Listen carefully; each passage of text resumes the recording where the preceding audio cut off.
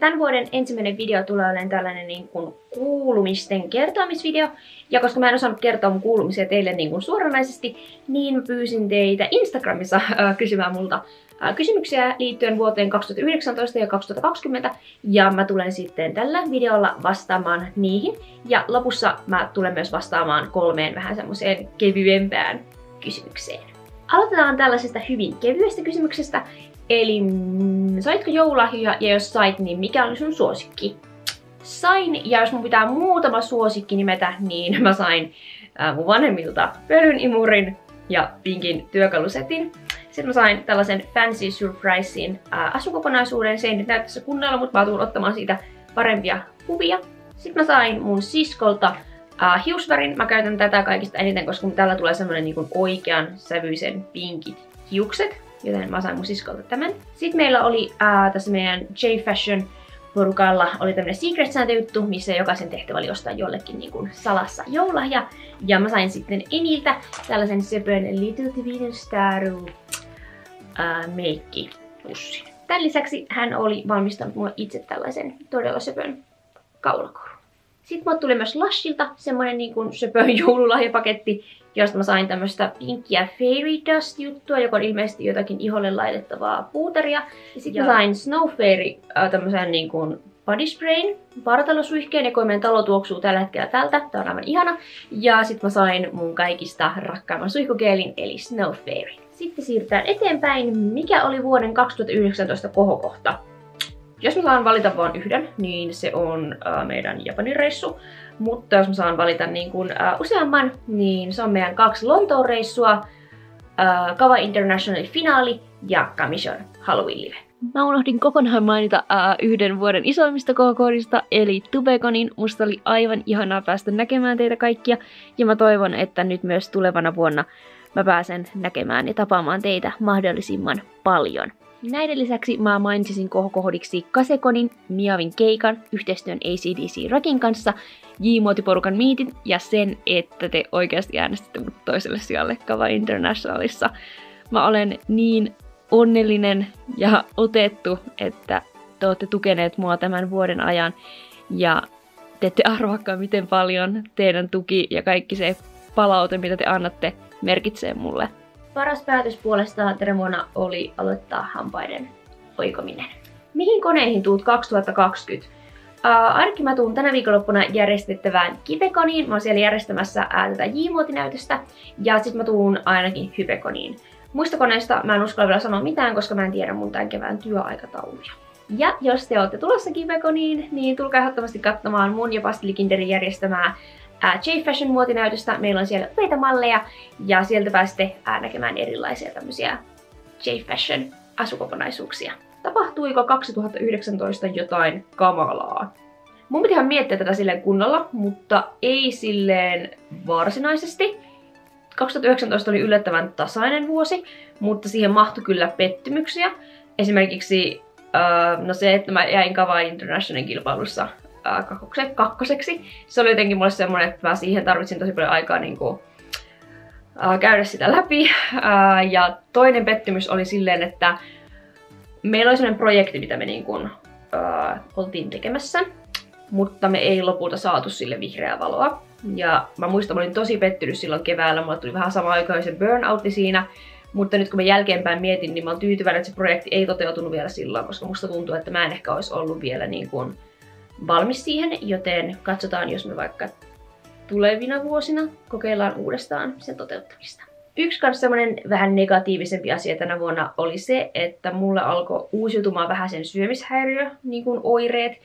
Ja mä en ole niistäkään hirveästi puhunut sosiaalisessa mediassa, en varsinkaan YouTuben puolella, koska mä oon halunnut pitää YouTubessa sisällön semmosena positiivisena, vaikka musta tuntuu, että mä haluaisin myös olla rehellinen niin kuin mielenterveydestä ja tällaista asioista, mutta asia on hoidossa. Mä käsittelen terapiassa tätä syömishäiriöasiaa nytten ja tilanne on sillä lailla kondiksessa, että mä en usko, että se menee niin pahaksi, mitä se oli esimerkiksi silloin, kun mä olin paljon nuorempi. Mitä odotat eniten vuodelta 2020? Eniten tällä hetkellä mä odotan ensimmäisenä siis tätä Kivekonin muotinäytöstä, koska mä oon työstetty sitä niin paljon.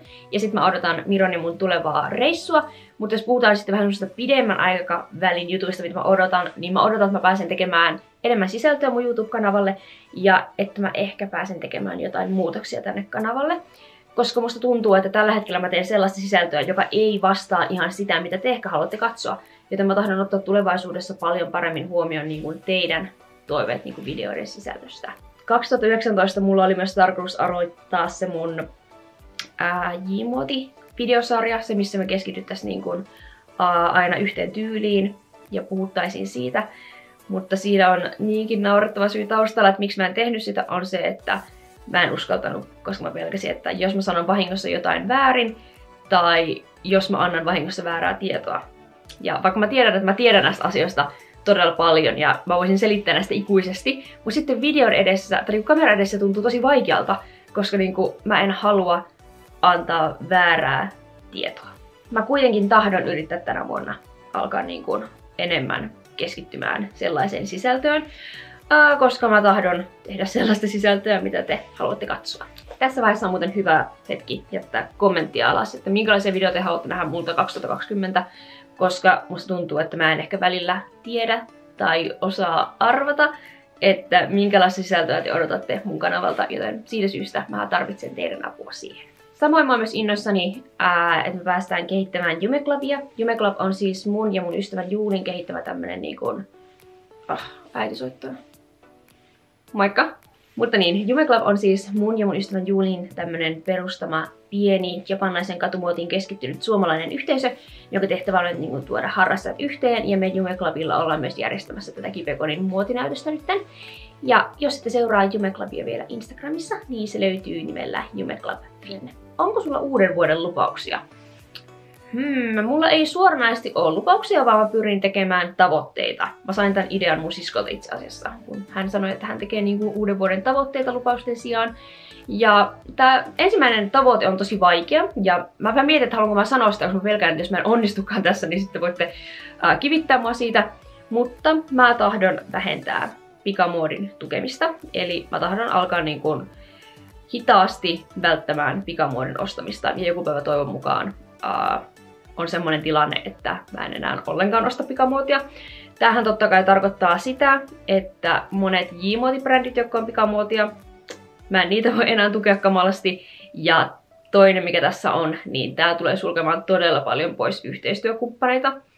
Mutta mun mielestä se asia on niin tärkeä, että mä en tahdo ajatella sitä sen menetyksen kannalta. Joten mä tuun hiljalleen tekemään sellaista muutosta, että mä saisin vähennettyä pikamuodin ostamista. Toinen tavoite on, että mä haluaisin alkaa tänä vuonna kierrättämään. Sitten otetaan 3 vähän kevyempää kysymystä tähän loppuun. Ja ensimmäinen on, montaako K-pop-ryhmää fanitat ja kuunteletko niiden lisäksi vielä joitain muita? Mä en nykyisin kuuntele enää kamalasti K-popia, mutta mä oon nuorempana fanittanut New Eastia ja kuuntelen heitä jonkin verran edelleen. Mutta musta tuntuu, että K-popin sijaan mä kuuntelen enemmän japanilaista musiikkia ja mulle J-rock ja J-pop on K-popia enemmän silleen, mitä mä kuuntelen. Ja tällä hetkellä artistit, keitä mä kuuntelen tosi paljon, on Magicbrei, Versailles, Gamijo ja jonkin verran Kasette. Mä oon myös jotenkin tykästynyt tähän Magicbrein, Koichin ja Genkin perustamaan duoon. Apua mä en muista mikä se heidän nimi on. Mutta mä oon jotenkin tykästynyt tähän heidän uuteen musiikkiin, kun he vaikuttavat niin onnellisilta. Ja mä rakastan sitä estetiikkaa yli kaiken. Sitten, tää tuli yllättävän monta kertaa, joten mä sen takia valitsin tämän kysymyksen. Eli kuinka vanha oot? Ja vastaus on edelleen 21. Aiotko hakea johonkin kevään yhteishaussa? Näillä näkymin en vieläkään, koska mä en ole vieläkään varma, että mitä mä tahtoisin lähteä jatko-opiskelemaan. Mä oon siis ammatiltani alun perin media-assistentti ja mä oon ollut nyt työelämässä 2 vuoden ajan. Mutta jossain vaiheessa mä tuun jatkamaan opintoja jollekin alalle heti, kun mä keksin, että mikä se ala voisi olla. Mua kiinnostaisi ehdottomasti työskennellä opettajana ja sitten mua myös kiinnostaa media-ala edelleen. Ja sitten mua myös toisaalta kiinnostaa muoti, jota mä kumminkin tiedän, että se ei ehkä olisi mikään mun vahvuus, joten mun päässä menee paljon tällä hetkellä asioita, että mitä mä haluan olla isona. Okei, siinä oli kaikki kuulumiset, mitä mulla oli kerrottavaa. toivottavasti me nähdään tämän viikon loppuna Kibekonissa. Kibekon tosiaan järjestetään Espoossa, se on täysin ilmainen kontapahtuma ja kello 13.00 lauantaina minä ja Pasteli Kinder ollaan pitämässä tätä J-muoti-näytöstä. Tulkaa ehdottomasti katsomaan sitä, olisi ihana tavata teitä kaikkia siellä ja toivottavasti te tuutte pitämään siitä showsta. Mä myös yritän jonkin verran kuvata materiaalia siitä tänne mun YouTube-kanavan puolelle, jos se teitä kiinnostaa. Jättäkää myös ehdottomasti videoideoita tuonne kommenttikenttään, koska mä tarvitsen niitä nyt kipeästi, koska mä tahdon, että mun uuden vuoden tavoite on myös se, että mä alan tekemään sellaista sisältöä kuin te haluatte. Kiitoksia todella paljon, että sä katsoit tämän videon. Toivottavasti tykkäsit ja toivottavasti me nähdään myös seuraavalla videolla. Moi moi!